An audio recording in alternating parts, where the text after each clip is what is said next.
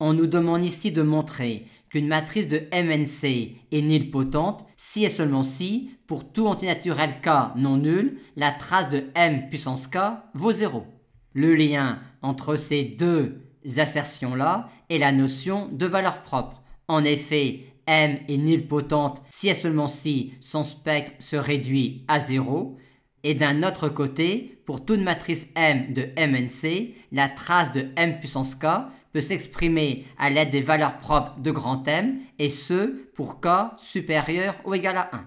Cette implication-là est évidente, car vu que 0 est l'unique valeur propre de grand M est semblable à une matrice triangulaire supérieure de cette forme-là, et toutes les puissances km de t pour K supérieur ou égal à 1 sont alors également de cette forme-là. On en déduit alors que pour K supérieur ou égal à 1, la trace de t puissance K vaut 0, et comme M est semblable à t, M puissance K est semblable à t puissance K pour K supérieur ou égal à 1, et on en déduit donc que pour K supérieur ou égal à 1, la trace de M puissance K est nulle.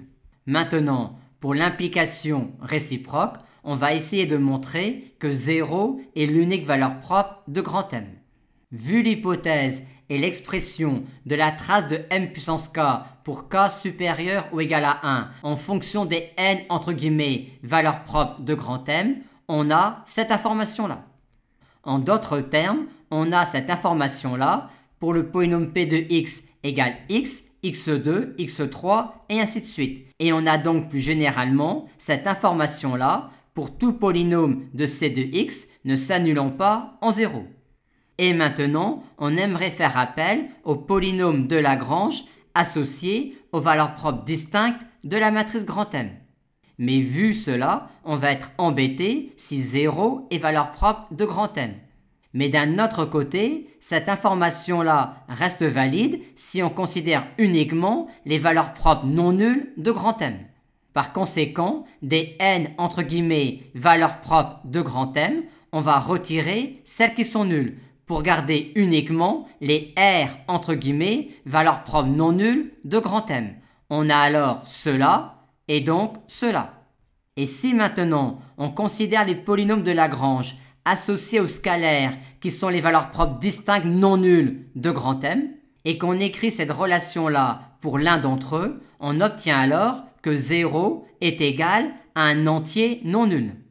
Car quand on écrit cette quantité-là pour l'un des polynômes de Lagrange considérés, cette quantité-là vaut à chaque fois 0 ou 1, et pour certains lambda j, elle vaudra 1.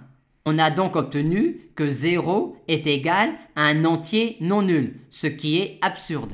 Par conséquent, la matrice M ne peut pas avoir de valeur propre non nulle, et comme le spectre complexe de M est non vide, on en conclut finalement que M a une seule valeur propre qui est 0, ce qui démontre bien que M est nilpotente.